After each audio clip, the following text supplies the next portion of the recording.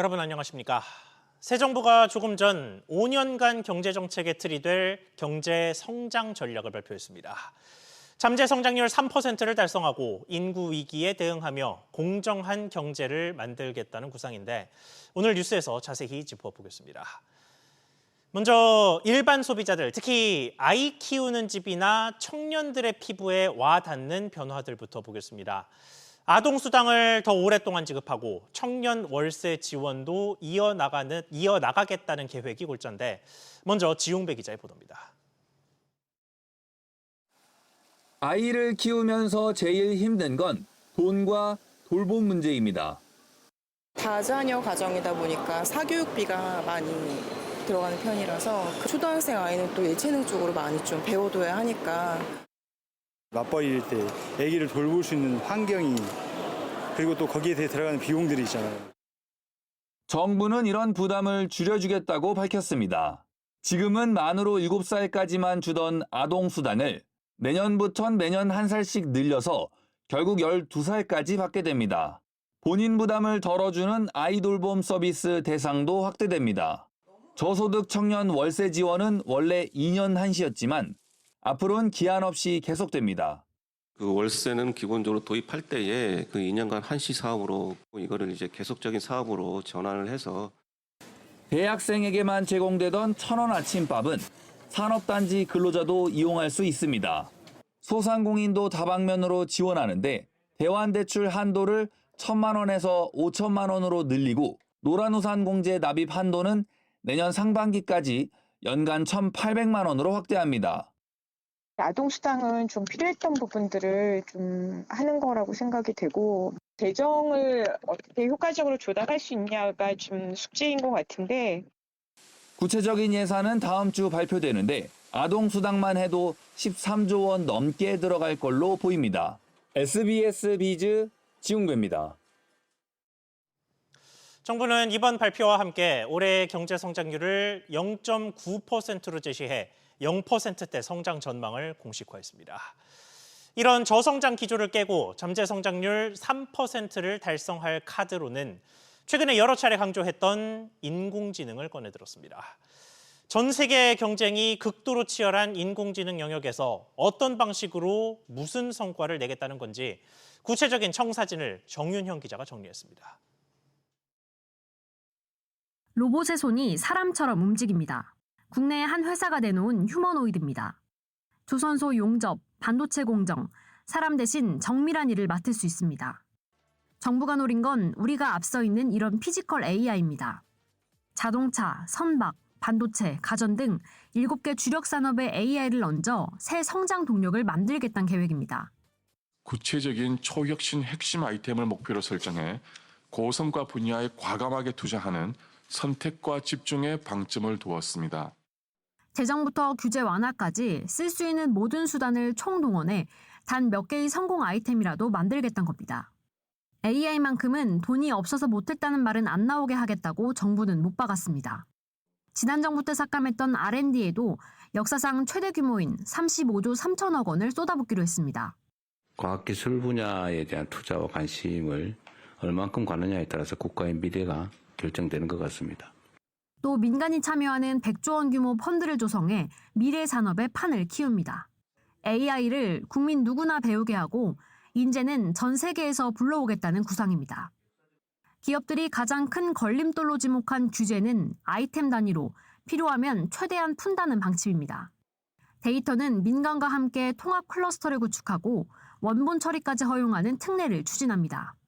정부가 이렇듯 속도를 강조하지만 특히 데이터는 쌓는 것만큼 관리가 중요하다는 지적이 나옵니다.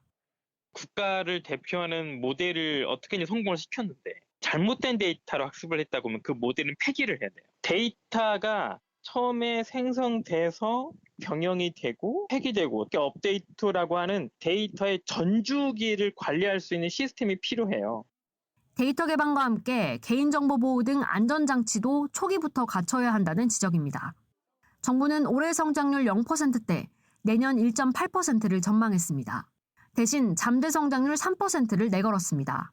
단 성과가 실제로 터져야 가능한 목표입니다. SBS 비즈 정윤영입니다. 보신 대로 내년 연구개발 예산은 올해보다 약 20% 늘어 역대 최대 규모인 35조 3천억 원으로 책정됐습니다. 이 예산을 둘러싼 이야기도 대통령실 연결해서 짚어보겠습니다. 우형준 기자.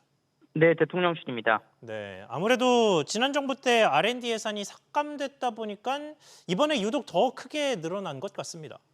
네, 이재명 정부의 첫 R&D 예산으로 윤석열 정부에서 편성한 올해 R&D 예산보다 19.3% 늘었습니다. 현행 R&D 사업 규모 계산 방식으로 지금까지 30조 원을 넘은 적이 없었던 점을 고려하면 상당한 증액입니다. 이재명 대통령은 이번 예산으로 정상적인 증가 추세에 복귀한 것 같다고 밝혔습니다. 특히 인공지능 분야는 향후 2, 3년이 골든타임이라며 이 시기를 놓치면 영원히 추격자로 남을 것이라고 말했습니다. 이어 이번 예산 편성이 대한민국의 새로운 발전을 이끄는 시금석이 되리라 기대한다고 강조했습니다. 네, 이런 내용이 오늘 국가과학기술자문회의에서 논의가 된 건데 특허청을 지식재산처로 승격할 거란 얘기도 나왔죠. 네, 이 대통령은 회의에서 특허청을 지식재산처로 승격해 특허나 기술거래 시장 활성화 사업도 해보려고 생각 중이라고 말했습니다. 또 공급자, 용역을 주는 쪽이 아닌 실제로 연구를 하는 사람들이 얼마나 효율적으로, 효과적으로 연구할 수 있게 하느냐가 중요하다며 대대적으로 바꾸라고 지시한 상태라고 설명했습니다. 이 대통령은 또 우수 인재 확보와 육성을 위해 그동안 연구자가 단기 성과에 집착해 대형 연구를 막는다는 지적이 제기돼왔던 연구과제 중심제도 PBS도 단계적으로 폐지하겠다고 밝혔습니다. SBS 미주 우영준입니다. 이어서 오늘 증시 흐름과 함께 다음 주 증시 전망 짚어보겠습니다. 먼저 오늘 보면 코스피는 이틀째 상승세 보이는 모습입니다. 다만 장 초반에는 1% 이상 훌쩍 넘었던 것과 비교하면 어제 흐름과 비슷하게 오후 들어서 상승폭을 조금 반납하며 3,100대 중반을 오르내리는 모습입니다. 코스닥은 5거래일 만에 상승 전환해서 780선을 회복한 상태입니다. 코스피에 외국인이 돌아온 게 눈에 띕니다. 어제까지 닷새 연속으로 외국인은 팔고 기관이 사는 흐름이 반복됐는데 오늘은 기관과 외국인 모두 사고 있는 흐름입니다. 최근에 지지부진한 흐름을 면치 못하고 있는 증시, 다음 주는 어떨지도 보겠습니다. 투자 심리에 영향을 미칠 만한 큰 이벤트가 많습니다. 우선 오는 25일, 당장 다음 주 월요일에 한미 정상회담이 있습니다. 대미 투자 관련 논의가 이루어질 텐데 조선과 반도체, 원전 등 3개 업종이 주목됩니다. NH투자증권은 마스카 프로젝트 논의가 나오면서 국내 조선업과 관련된 기대감이 부각될 수 있다고 봤습니다. 그리고 한미 양국에서 모두 기준금리와 관련된 움직임이 있습니다. 미국은 우리 시간으로 당장 오늘 밤 금리 힌트를 얻을 수 있는 제롬 파월 연방준비제도 의장의 잭슨 홀 연설이 예고되어 있습니다. 이게 지난주만 해도 9월 금리 인하 가능성을 92%까지 점쳤던 시장에서 점차 기대감을 낮추고 있는 모습인데요. 어제는 82%, 오늘은 74% 근처까지 기대감을 낮추고 있습니다. 그리고 한국에서는 다음 주 목요일 28일에 기준금리를 결정합니다. 다만 이창용 한국은행 총재가 최근에 국회 업무보고에서 여전한 부동산 상승세를 우려한 만큼 금리를 동결할 거란 전망이 우세합니다. 그렇다면 구체적인 증권가의 투자 전략은 어떨까요? 증권가들마다 약간은 엇갈리는 모습입니다. NH투자증권은 다수의 불확실한 이벤트가 많은 구간이라고 경계심을 드러내면서 상법 개정안과 대주주 양도세 등 정책적인 이슈를 짚었습니다. 이 불확실성의 해소를 지켜봐야 한다는 것이고요. 반면 대신증권은 최근 코스피 하락을 두고 매물 소화 과정이라면서 단기 하락 시 주식 비중의 확대가 가능한 시점이라는 기대감을 내비쳤습니다. 지금까지 증시 흐름 짚어봤습니다. 지난 6월 삼성페이가 3시간 넘게 결제 장애를 일으키면서 고객들이 출근길 불편을 호소한 바 있죠. 그런데 오늘 오전에도 삼성페이에서 오류가 발생해 고객들이 어려움을 겪었는데요. 자세한 상황 짚어보겠습니다. 신성우 기자. 네, 신성우입니다. 네, 우선 지금은 조치가 완료됐습니까? 네, 현재는 정상 결제가 가능합니다. 오전 6시경 삼성페이에서 현대카드 등록 및 결제 오류가 발생했는데요. 2시간 넘게 이어진 오류는 9시가 다 돼서야 복구됐습니다. 출근길 내내 고객들이 큰 불편을 겪은 건데요. 이와 관련해 현대카드 관계자는 삼성페이 목동 데이터센터와 현대카드 간 연결되어 있는 회선 불안정으로 서비스가 원활치 않았으며 현재는 조치가 완료됐다고 설명했습니다. 다만 구체적인 사고의 원인은 당국의 조사 등을 통한 확인이 필요하겠습니다. 네, 최근 들어서 삼성페이에서 문제가 좀 반복되는 모습입니다. 네, 그렇습니다. 지난 6월에도 출근길에 3시간 넘게 먹통이 된 바 있습니다. 아침부터 결제를 못했다는 실물 카드를 챙겨야 했다 등 소비자 불만이 빗발치기도 했는데요. 당시에는 수원 데이터센터에 있는 카드사와 연결된 전용 네트워크 내부 방화벽에 문제가 있었던 것으로 알려졌습니다. 이 밖에 지난 4월에도 삼성페이에서 오류가 발생하기도 했는데요. 거듭 오류를 내고 있는 만큼 소비자 불편 해소를 위해 재발 방지 대책이 시급해 보입니다. SBS 비즈 신성우입니다. 정부가 오는 2027년 고3이 되는 18세부터 국민연금 가입을 지원합니다.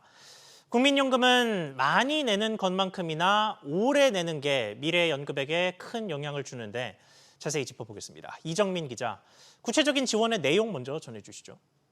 네, 국정기획위원회에 따르면 정부는 국민연금에 처음 가입하는 18세에서 26세 사이 청년에게 보험료 3개월치를 지원할 계획입니다. 2027년에 18세가 되는 청년 약 45만 1000명부터 적용될 것으로 보입니다. 이미 가입했거나 지원을 신청하지 않은 청년에게 자동으로 3개월의 가입 기간을 인정해주는 방안도 추진됩니다. 2023년 말 국민연금 18세에서 24세 청년 가입률은 24%로 4명 중 1명만 가입한 상황입니다. 네, 그렇게 해서 가입 기간이 길어지면 어떤 효과가 있습니까?